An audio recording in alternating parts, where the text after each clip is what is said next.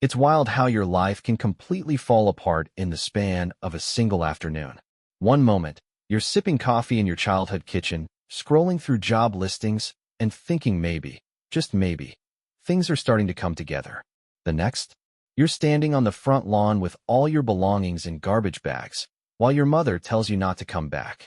I was 23, barely scraping by after college, living at home to save up for my first apartment, just a year into my marketing job. My parents had said they were fine with me staying a little while. It had been working until it wasn't. And the reason? My older sister, Celeste. She was always distant, more of a moody aunt than a sibling. 11 years older, fiercely opinionated, and constantly the center of family attention. When she got married to Jared, a family friend turned fiancé, it was a massive affair. White roses, violin quartets, the works. Jared was everything she claimed to want. Clean-cut, successful, soft-spoken. The kind of guy who used the word darling unironically. They lasted for years. Then came the night it all imploded. I remember sitting on the couch, half watching reruns, when the front door burst open. Celeste stumbled in, sobbing uncontrollably. I thought something had happened, like a car accident or worse. But when she wailed, "He's been cheating on me," my stomach dropped. I watched my father freeze in place. My mother rushed to her side. I stood there, dumbfounded.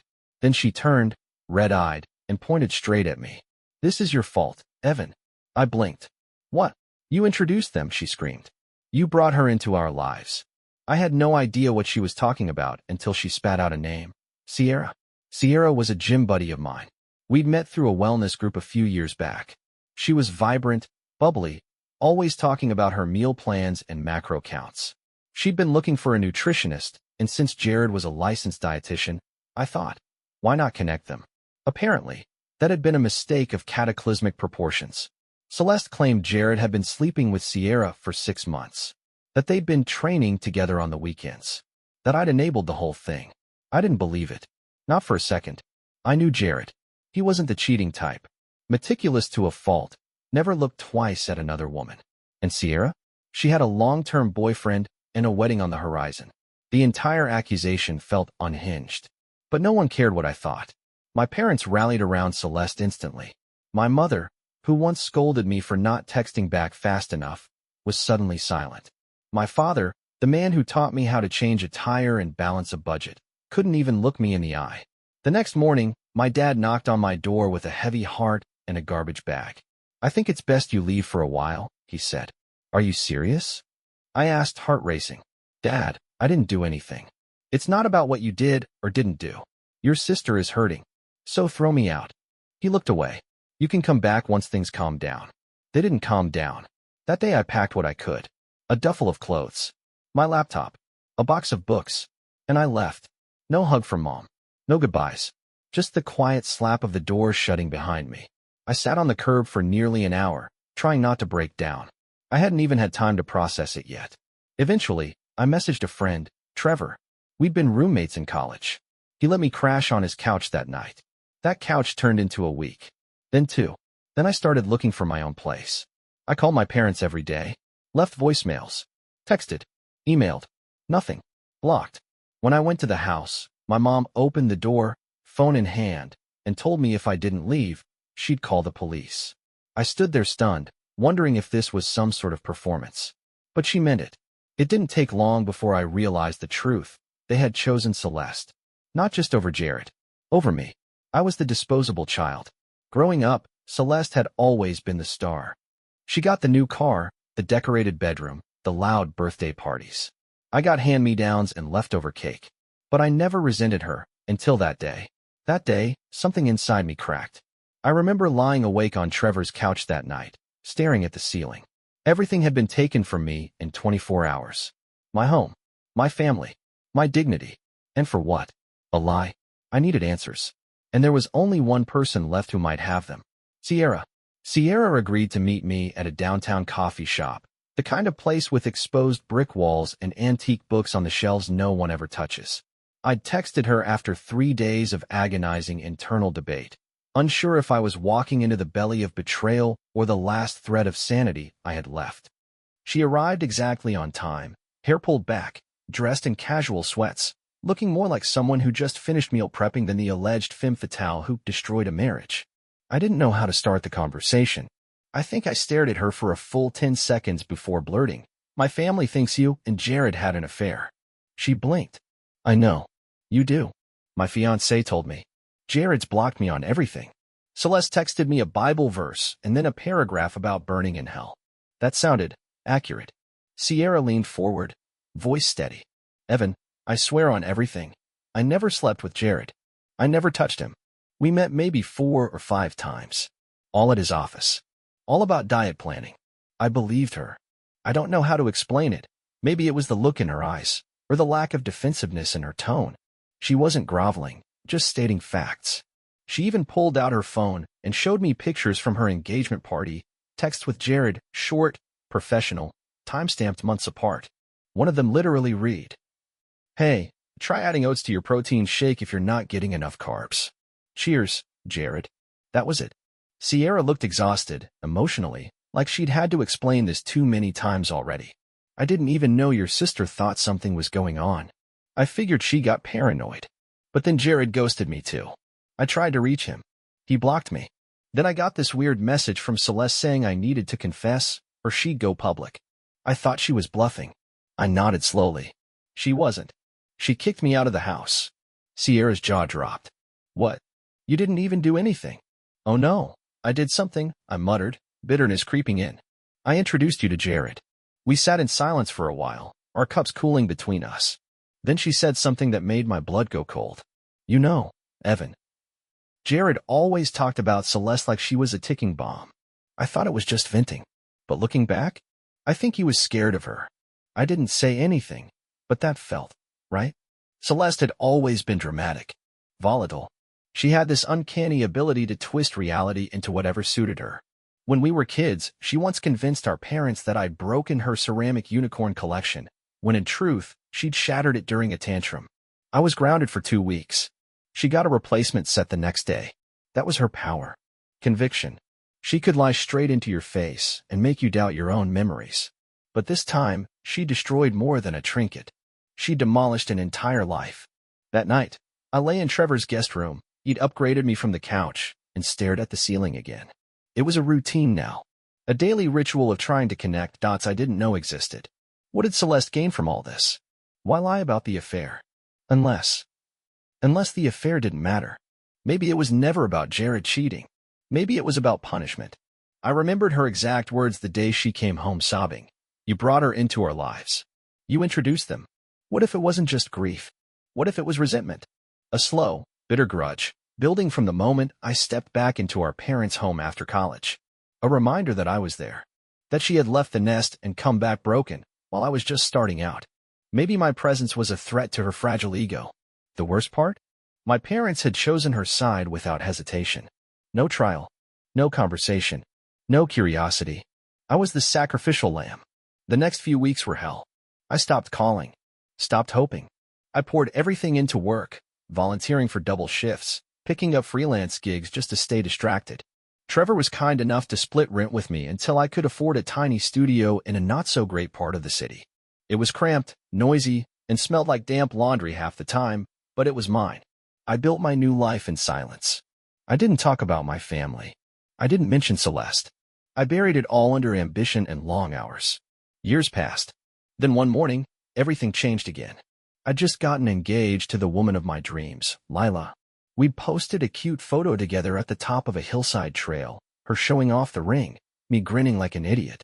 It was simple, honest. No hashtags. Just happiness. A few days later, I got an email. No subject line. Just an address I didn't recognize. Inside? A confession. And proof. Screenshots. Documents. Messages. A full breakdown of what really happened between Celeste and Jared. Who wrote it? Jared. And he wanted to meet. I didn't answer Jared's email right away. I read it 3 times, then once more just to be sure I wasn't hallucinating. It wasn't short. He'd sent a full account of everything, typed in bullet points, like a resignation letter. His subject line? I owe you the truth. And then came the kicker, a folder of attachments. Screenshots. A voice memo. A single PDF titled Celeste Statements. I met him 3 days later in the kind of neutral location two people with shared trauma might pick, a quiet bench near the duck pond at Marshall Park. He was waiting when I got there, face leaner, hair more salt than pepper. He looked tired. "You look good, Evan," he said, as if we were old friends. "You ghosted me," I said. He winced. "I didn't have a choice. She made me block you. She said you were toxic, that you were turning the family against her." I didn't respond. I didn't need to. My silence was heavy enough. Jared looked around the park, like someone might be watching. Then he pulled out his phone. "I sent you everything I had, but I brought backups just in case." What he showed me made my blood run cold, and then hot with fury. There were messages, actual texts from Celeste to Jared, proving it had all been staged. The accusations. The affair. The lies. She'd suspected Jared was emotionally distant, and instead of working it out, she spun up an entire story about infidelity to shift the blame and tank the marriage without taking any of the fall. She had weaponized Sierra's existence. One text from Celeste read, "I don't care if they believe it. I just want out. And if I can make her look like a homewrecker, all the better." Another, "You're boring, Jared. You make Kale sound romantic. I'm suffocating. This way, I'm the victim." She didn't just lie. She plotted. She made herself the tragic heroine in a story where she was the one lighting the match. And then, this part hit me the hardest, she threw me in as collateral. In her own words. "And if Evan wants to play loyal puppy to Sierra, let him. He introduced them. He can take the hit.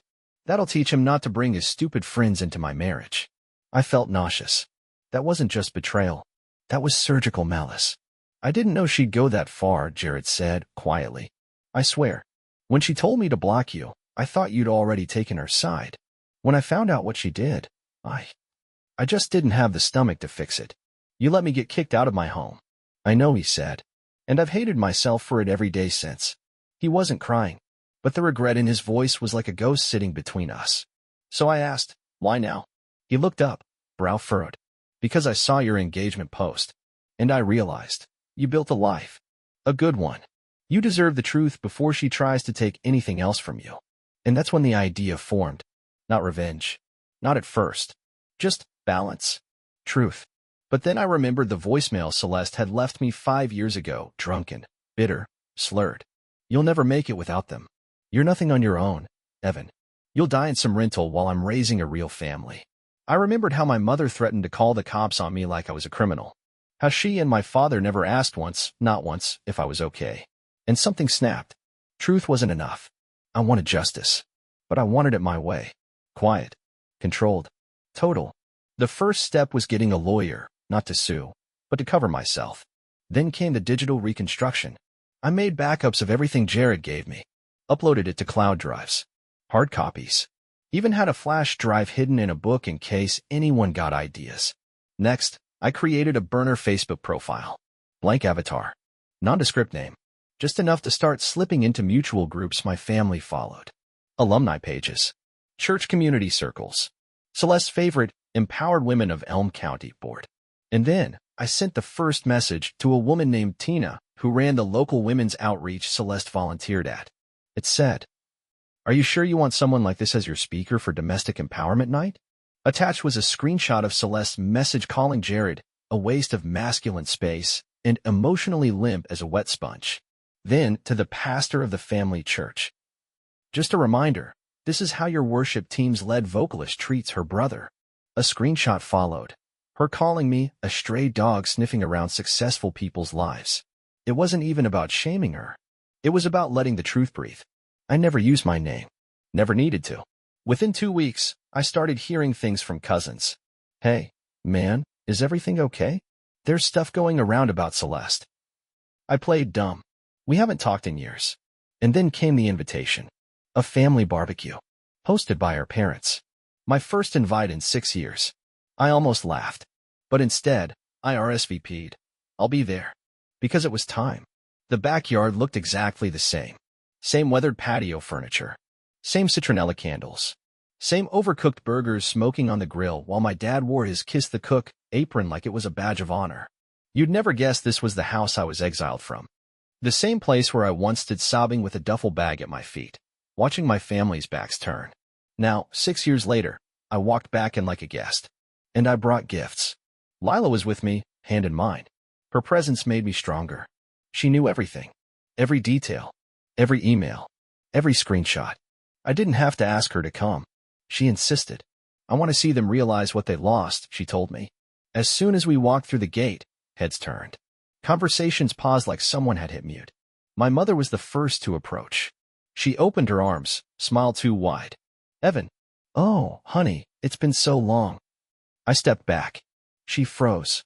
I came because you invited me. Not because we're okay, I said flatly.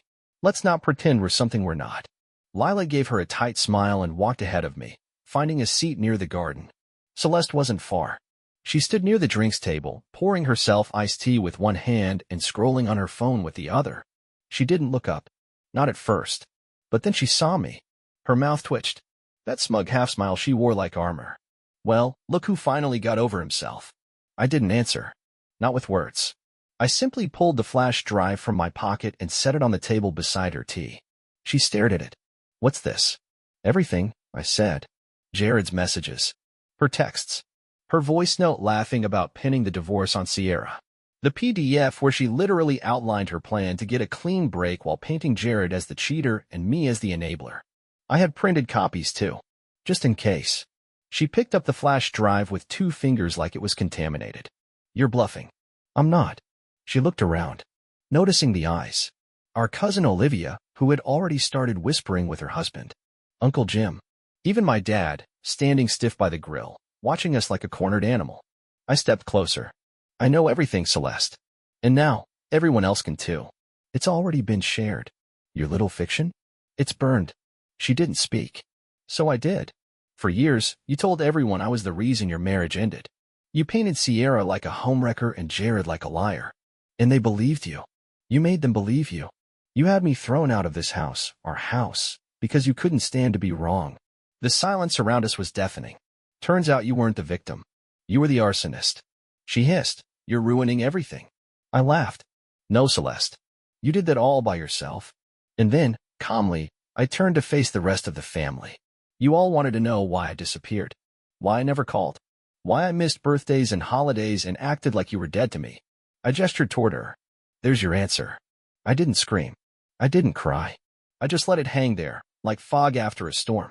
My mother stepped forward, her voice trembling. Evan, if we'd known. You didn't want to know. That shut her up. I looked at my dad, the man who'd stood silent when I was pushed out. I needed you to believe me. Just once. You didn't even ask. His mouth opened, but nothing came out. And just like that, it was over. I turned to Lila, who stood now, waiting with quiet pride. We left together, walking past the stunned faces and scorched relationships. Behind me, I could hear Celeste muttering, trying to spin it, trying to save face. But it didn't matter anymore. Because the house of cards had collapsed. And I had stopped being the scapegoat. 1 month later. I didn't hear much directly. A few cousins reached out privately to apologize. My mother sent a long, rambling email about healing and rebuilding. I didn't answer. Jared? He's dating someone new now. We message occasionally. Not close, but civil. Sierra and her fiancé are married now. I sent them a bottle of wine anonymously. She knew it was me.